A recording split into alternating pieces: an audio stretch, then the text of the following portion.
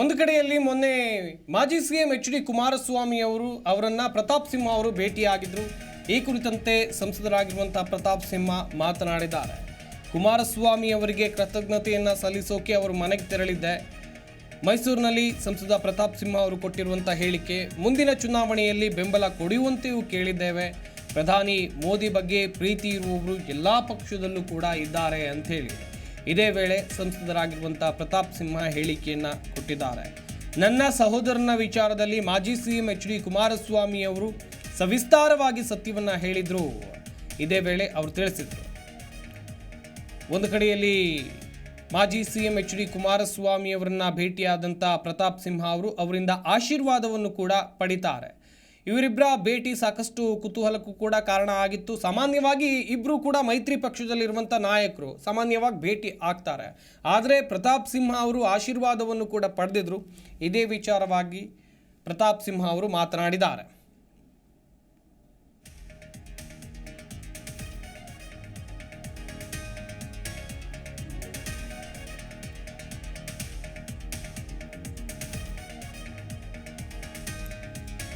ಸಂಸದರ ವಿರುದ್ಧ ಇನ್ನೊಂದು ಕಡೆಯಲ್ಲಿ ಪ್ರದೀಪ್ ಈಶ್ವರ್ ವಾಗ್ದಾಳಿಯನ್ನು ನಡೆಸಿದ್ರು. ಶಾಸಕ ಪ್ರದೀಪ್ ಈಶ್ವರ್ ವಾಗ್ದಾಳಿಯನ್ನು ನಡೆಸಿದ್ರು. ಇದೇ ವಿಚಾರಕ್ಕೆ ಸಂಬಂಧಿಸಿದಂತೆ ಪ್ರತಾಪ್ ಸಿಂಹ ತಿರುಗೇಟು ಕೊಟ್ಟಿದ್ದಾರೆ. ಶಾಸಕ ಪ್ರದೀಪ್ ಈಶ್ವರ್ಗೆ ತಿರುಗೇಟನ್ನು ಕೊಟ್ಟಿರೋದು ಇಲ್ಲಿ ಸಂಸದರು. ಕೊಚ್ಚೆಗೆ ಯಾವತ್ತೂ ಕಲ್ಲು ಹಾಕೋದಿಲ್ಲ, ತಿಳಿಗೇಡಿಗಳು ಮಾತ್ರ ಕೊಚ್ಚೆಗೆ ಕಲ್ಲು ಹಾಕ್ತಾರೆ.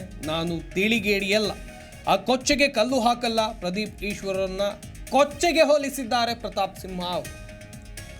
ಒಂದು ಕಡೆಯಲ್ಲಿ ಪ್ರದೀಪ್ ಈಶ್ವರ್ ಅವರು ಪ್ರತಾಪ್ ಸಿಂಹ ವಿರುದ್ಧ ವಾಗ್ದಾಳಿಯನ್ನು ನಡೆಸಿದ್ರು. ಇದೇ ವಿಚಾರವಾಗಿ ಪ್ರತಾಪ್ ಸಿಂಹ ಅವರು ಕೂಡ ಮಾತನಾಡಿದ್ದಾರೆ. ಪ್ರದೀಪ್ ಈಶ್ವರ್ ಅವರನ್ನ ಕೊಚ್ಚೆಗೆ ಹೋಲಿಸಿದ್ದಾರೆ ಸಂಸದರು. ನಾನು ಕೊಚ್ಚೆಗೆ ಯಾವತ್ತೂ ಕಲ್ಲು ಹಾಕೋದಿಲ್ಲ, ತಿಳಿಗೇಡಿಗಳು ಮಾತ್ರ ಕೊಚ್ಚೆಗೆ ಕಲ್ಲು ಹಾಕ್ತಾರೆ. ನಾನು ತಿಳಿಗೇಡಿ ಅಲ್ಲ, ಆ ಕೊಚ್ಚೆಗೆ ಕಲ್ಲು ಹಾಕಲ್ಲ ಅಂಥೇಳಿ ಇಲ್ಲಿ ಸಂಸದರು ಹೇಳಿಕೆಯನ್ನು ಕೊಟ್ಟಿದ್ದಾರೆ.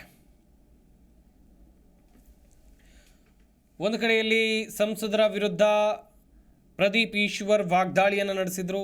ಸದ್ಯ ಇದೇ ವಿಚಾರಕ್ಕೆ ಸಂಬಂಧಿಸಿದಂತೆ ಶಾಸಕ ಪ್ರದೀಪ್ ಈಶ್ವರ್ಗೆ ಪ್ರತಾಪ್ ಸಿಂಹ ತಿರುಗೇಟು ಕೊಟ್ಟಿದ್ದಾರೆ.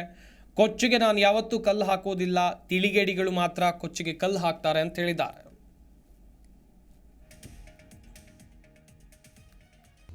ಪ್ರತಿಕ್ಷಣದ ಸುದ್ದಿಗಾಗಿ Zee Kannada news app download ಮಾಡಿ. Live TV, latest updates, entertainment, lifestyle, technology ಸುದ್ದಿ ನಿಮ್ಮ ಅಂಗೈಯಲ್ಲಿ.